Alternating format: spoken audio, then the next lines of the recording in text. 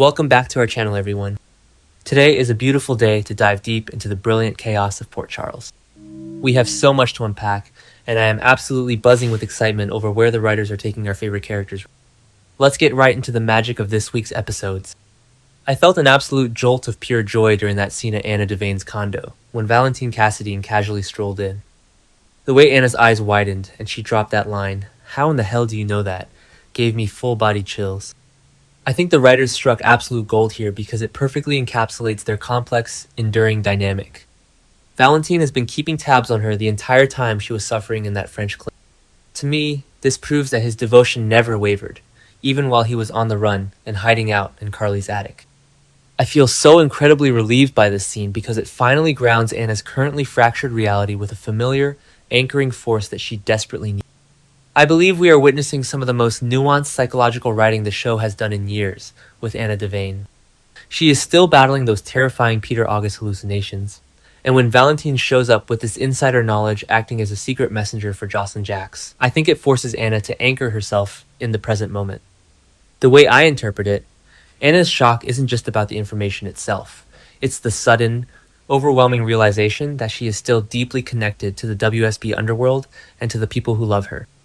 I love the way the lighting in her condo seemed slightly dim and shadowed, reflecting her clouded mental state, right up until Valentin spoke and brought this sharp, undeniable reality straight into her living room.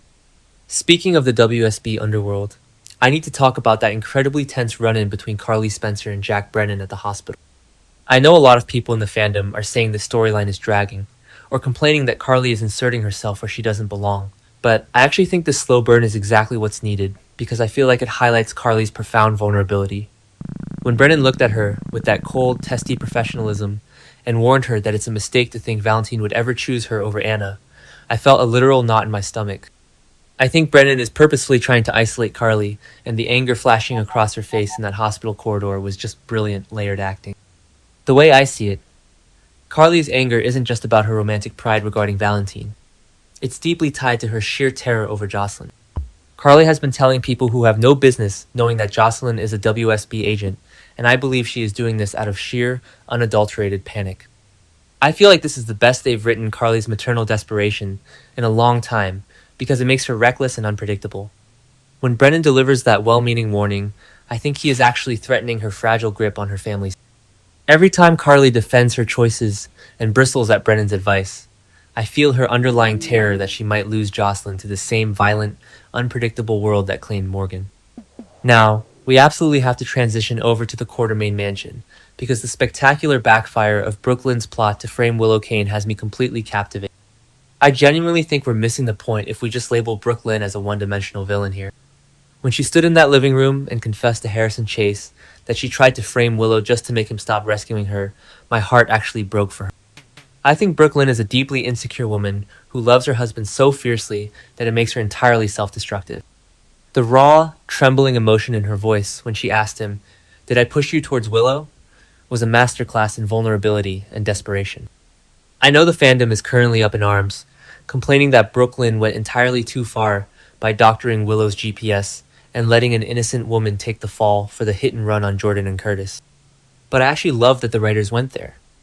In my opinion, this is classic, messy Quartermaine behavior. Brook Lynn panicked. She was the one driving that night, and the guilt has been eating her alive for months.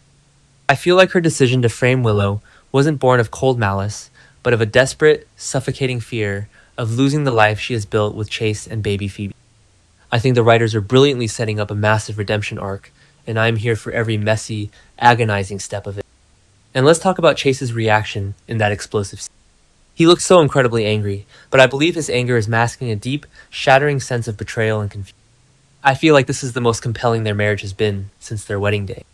When Chase stood there, processing the fact that his wife manipulated police evidence just to sever his lingering hero complex regarding Willow, I could see the exact moment his trust fractured on screen. I love the writer's choice to have them have this argument in the Quartermaine house rather than a neutral location like the Metro Court, because it made me feel the heavy weight of her family's legacy of deceit pressing down on their fragile marriage. What makes this dynamic even more delicious to me is the massive secret Brook Lynn is still hiding. She confessed to the frame-up, but she didn't confess to actually being the hit-and-run driver.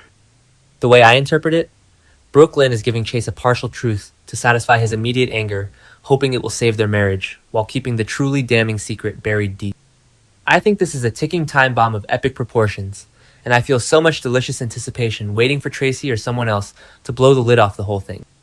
It is soap opera perfection, and I am savoring every single tense, heartbroken stare between them.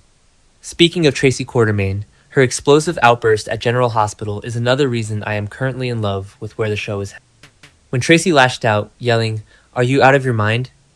in the middle of the hospital corridor, I couldn't help but cheer at my television. I believe Tracy is the absolute backbone of this show. She has been on the hospital board for ages, and her fierce, unapologetic protection of the Quartermain legacy is something I deeply respect. I think her absolute fury over the new board appointment is entirely justified from her perspective, and the sheer volume of her outrage made me feel so nostalgic for the classic, cutthroat GH boardroom battles of the... And who is the cause of Tracy's wrath? Congresswoman Willow Kane. I feel like the juxtaposition between Tracy's screaming fury and Elizabeth Baldwin's pure, unadulterated joy is a stroke of absolute genius. Seeing Elizabeth in her scrubs, smiling so warmly, and telling Willow, "Having you fill the 16th seat on the hospital board is brilliant," was such a triumphant, uplifting moment.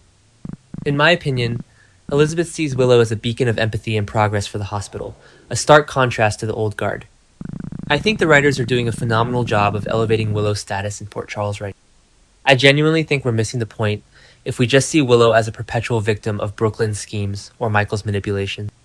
The way I see it, securing that 16th seat on the board is Willow finally stepping into her own undeniable power. I feel so incredibly proud of her character growth over the last year. When she accepted Elizabeth's praise, there was a subtle confidence in her posture that told me she is ready to fight back against the Quartermain establishment. I think having her on the board will create the most magnificent corporate and personal friction, especially since she is still secretly dealing with Drew's locked-in syndrome and Brennan's blackmail behind closed doors. Finally, I absolutely have to talk about that incredibly moving scene between Lucas Jones and Britt Westbourne at Bobby's.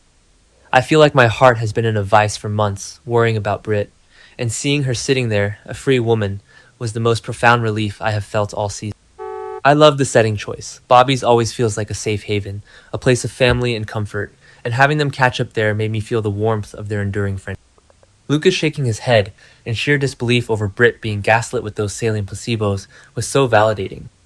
I think Lucas is acting as the audience surrogate here, expressing all our collective outrage over what Ross Cullen put her through. The way I interpret Britt's confusion in that scene is that she has been in survival mode for so long, she literally doesn't know how to exist in peacetime. When she recounted how Detective Joe Fitzpatrick told her she was free to go, and even gave her cash because she had nowhere to go after getting out of jail, I felt a deep, physical ache in my chest for her. I believe Britt is suffering from severe emotional whiplash. I think the writers are handling her trauma beautifully and realistically. She isn't just bouncing back with a sassy remark. She is sitting in Bobby's, staring at Lucas, asking herself, "So now that you know this, you don't have anything to do with it?" I feel like she is struggling to believe that the nightmare is actually, truly over. I am so incredibly thankful that the truth about the saline syringes is finally out in the open. I think having Britt realize she was blackmailed to work on a dangerous project while being manipulated into thinking her Huntington's was rapidly progressing is one of the darkest, most compelling twists the show has pulled off in recent memory. I feel like Kelly Tebow's performance in that scene at Bobby's was remarkably restrained, conveying volumes of exhaustion and tentative hope just through the shifting expressions in her eyes. I believe this trial by fire has forged a completely new, resilient Britt, and I cannot wait to see what she does with this hard-won freedom. When I look at all these storylines intersecting right now, Valentin and Anna's fraught, emotionally charged reunion, Carly's desperate maneuvers to protect Jocelyn, Brook Lynn and Chase's shattering marriage, Tracy's boardroom warfare, and Britt's miraculous survival, I feel an overwhelming sense of gratitude for the current writing team. I think they are weaving a massive, intricate tapestry where every character's emotional truth is honored and explored to its fullest potential. I genuinely believe that right now, the show is firing on all cylinders, delivering character-driven drama that honors its rich history while pushing everyone into thrilling new territory. Every single time I tune in lately, I feel like I am watching a masterclass in daytime storytelling. The way I see it, the beauty of these current plots is that there are no clear-cut heroes or villains, just deeply flawed, intensely human characters, fighting tooth and nail for survival, love, and power.